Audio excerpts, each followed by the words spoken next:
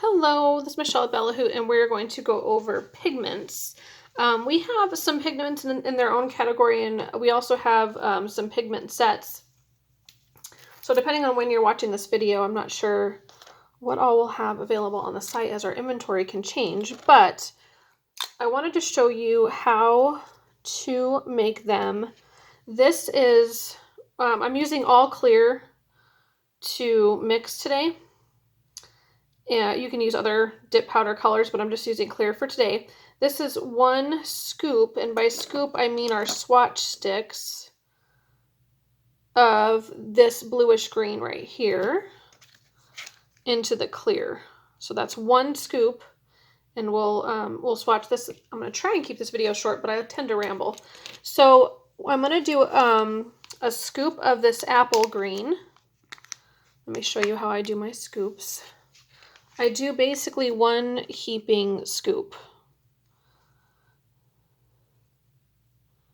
So about like that. Probably don't even need that much because it's really concentrated. And these can make a pretty darn good mess. So you might want to make sure you have something to catch your mess with. As you can see, they're highly concentrated. Just having the mica powder on the swatch stick like stains the swatch stick. It'll come off, but so you can use these. You can mix the mica powder into, or the pigment powders or glitters into our dip powders. You can also mix it into clear nail polish, or again colored nail polishes. You could put your like nail polish down onto your nails. Mine are prepped and ready for my next manicure. I may even do one of these. Can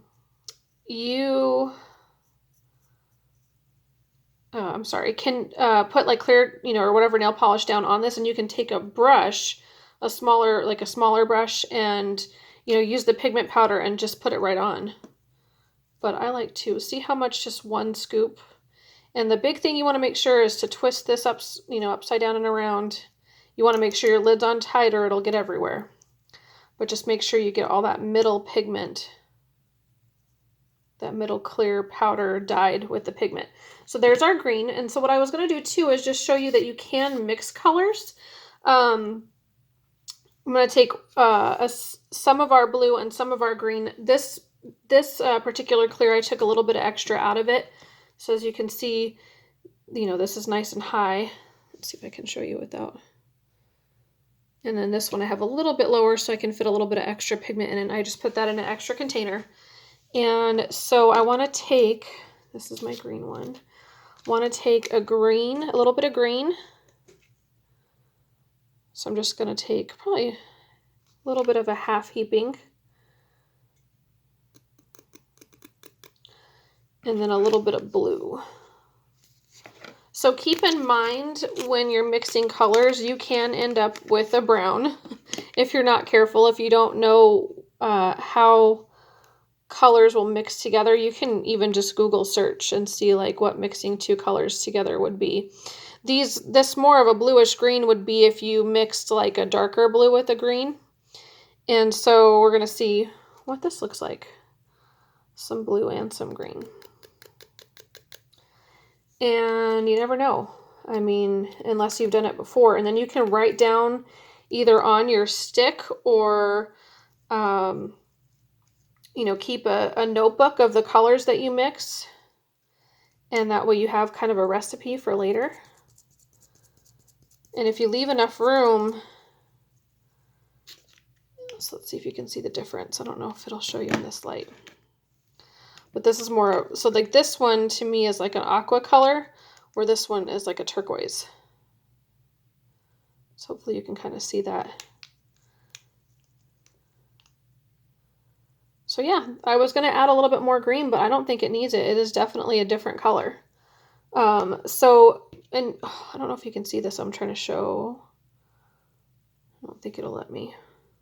In there, do you see like that swipe? You can still see kind of a clear stripe in there. That's why you want to make sure to roll it around and really get it mixed up good. Otherwise, you'll get that striping or that lack of color when you dip too. So I'm going to just wipe the powder off of these. A paper towel.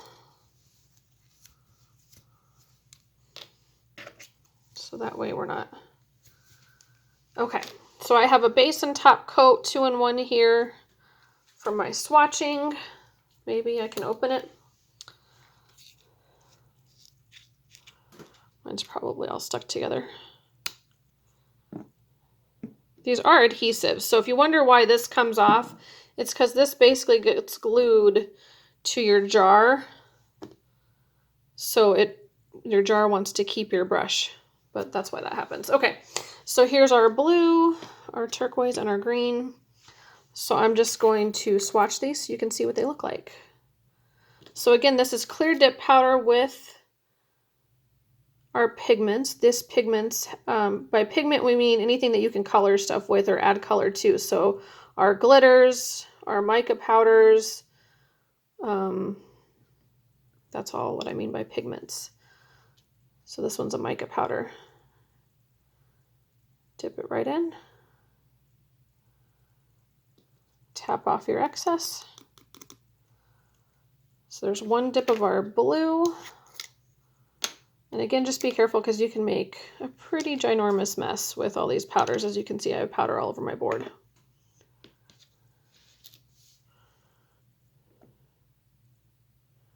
When you're doing your liquids, like I said, your top and your base coat are kind of an adhesive.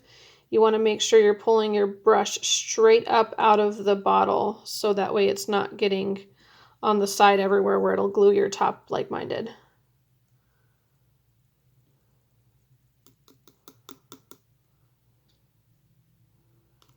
And you're supposed to bring your bottle up to your swatch, not the other way around, so I need to practice what I preach. I'll show you this round and I'll talk you through it, what I mean. So here's our turquoise that we made with the blue and the green. Hopefully you can see the color difference on your screen. It is gorgeous, but you can see, look, it's not all mixed in still. So much for a short video, right? I want to show you how great this is. I mean, you can mix your own at home. If you've got a consultant that mixes colors, they can mix it for you, and then you can, hopefully they'll let you name it, because that's the fun of this, is you can call it whatever you want. I am boring and end up going with like blue, green, and turquoise, but they could be like sea foam and bobbing for apples. I mean, something more fun than what I end up saying. So there's our turquoise. We're going to brush off our excess. Just imagine you've done all 10 fingers in your color, right? Because you want to make sure that you've had time for your first coat to dry. So I'm going to actually brush this one off in a second because I'll let that have a few more seconds to dry. I'm going to dip one more time. I tend to like the way that colors look with two dips. Helps make sure the color's nice and even. And I will tell you something I've learned from our swatches is because they're see-through, if you have a whole bunch of powder on the back side, it can make it look like the front is clumpy. It's not the front. Just wipe off your back of your swatch stick. Okay, like I was saying, pull your brush straight up and don't let that, you don't want to put it at an angle to get your excess off, because then you'll have excess all over the side of your bottle and that's what ends up gluing it shut.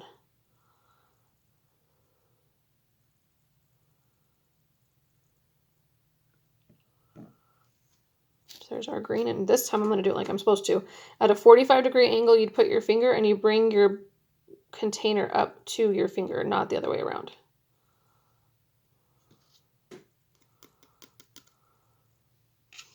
Here's our second. Oh, look at this, gorgeous. I don't know if you can see the shimmer in these at all on your.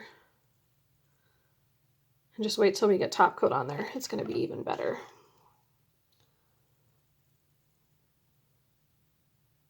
Oh, and I did not brush the excess off this one before. That just keeps it from getting into your liquids from your brush and dyeing your liquids. You don't want to do that.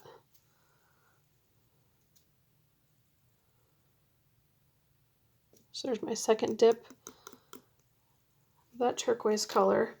I'm going to close all these now so I don't make a big old mess.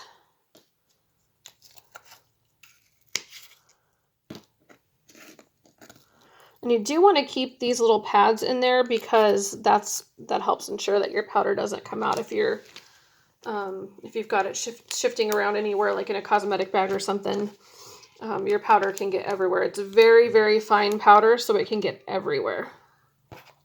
Okay, brushing off our excess again. Hopefully this one's dry. Yep. I don't have very much activator with me, but we're going to activate our swatches. I've seen people swatch all kinds of different ways. Some people do not do all the steps. I personally don't think you get the full effect of the colors unless you do all the steps. And you should activate once and then let it dry. I get very, very lazy and just activate twice at the same time. Instead of activating, letting it dry, and then activating again. I actually haven't had too much trouble doing it that way, but just to let you know, your directions say to let it dry. If you are going to file, if you're doing this on your nails and you're going to file smooth, like say I wanted to file this little corner right here smooth, you would file after you activate and then you would activate again. Because when you file, you might pull up all of what has been activated and hardened, and you might have powder that's loose underneath, and you want to activate that powder again. So if you file in between your activator layers. We'll give that just a second to dry. We started with blue, so hopefully the blue is dry. And if you have it on your nail, the way you can tell if the activator is dry is it'll be hardened. There's no more powder.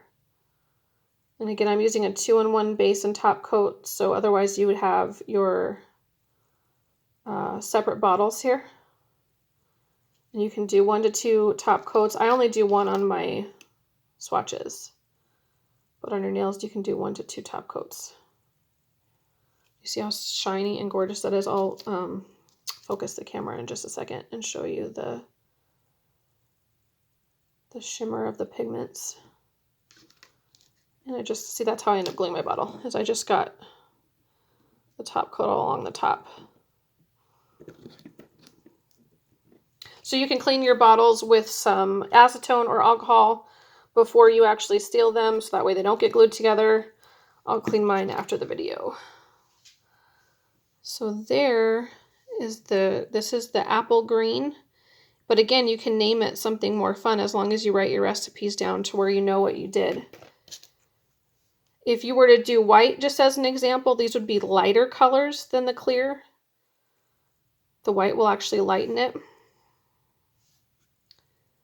Absolutely gorgeous, although it's not wanting to show you this one.